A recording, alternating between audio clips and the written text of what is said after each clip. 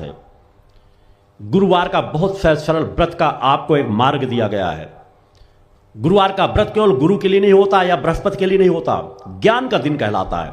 एक मूल विचारधारा को लेकर चलो कि गुरुवार का दिन हम उस माता आदि शक्ति जगत जननी जगदम्बा के लिए रह रहे हैं, उस ज्ञान की देवी की आराधना के लिए रह रहे हैं।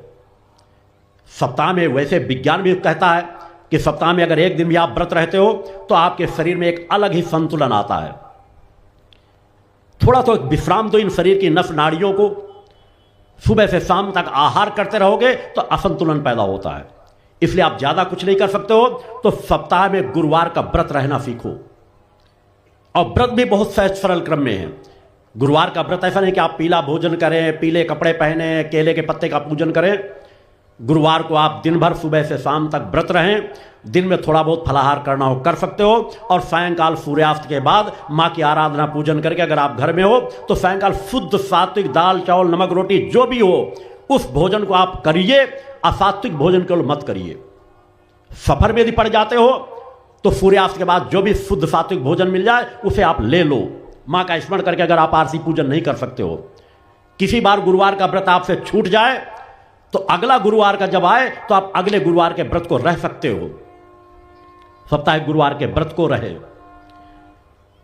अष्टमी कृष्ण पक्ष की महत्वपूर्ण अष्टमी, अष्टमी नवमी चतुर्दशी महत्वपूर्ण तिथि, वैसे तो सभी दिन माँ के हैं, सभी दिन एक भाव से आराधना करना चाहिए। मगर मैं अष्टमी के दिन पर विशेष तौर पर शिष्यों के कल्याण के लिए यज्ञ का क्रम स्वयं अनुष्ठान का क्रम करता हूं, व्रत रहता हूं उस दिन भी। वैसे तो मेरे पूरे जीवन अगर देखे जहां व्रत के सामान होते बहुत स्वल्पाहार कर लेता हूं। हो सके तो आप कृष्ण पक्ष की अष्टमी रह लिया करें व्रत, उसमें भी आपको छूट है उसी तरह कि दिन में आपको व्रत रहना है, सायंकाल सूर्यास्त के बाद आप भोजन ले सकते हो। किसी कारण कृष्ण पक्ष की अष्टमी छूट जाए, शुद्धता अशुद्धता बाहर रहने या भूल जाने से, तो दूसरे दिन की नवमी तिथि रख लो। दोनों का एक समान लाभ है। अगर नवमी भी छूट जाए तो चतुर्दशी का व्रत रह लो। अष्टमी नवमी चतुर्दशी व्रतों का एक समान फल होता है। ये सरल से सरल क्रमों को अपनाओ।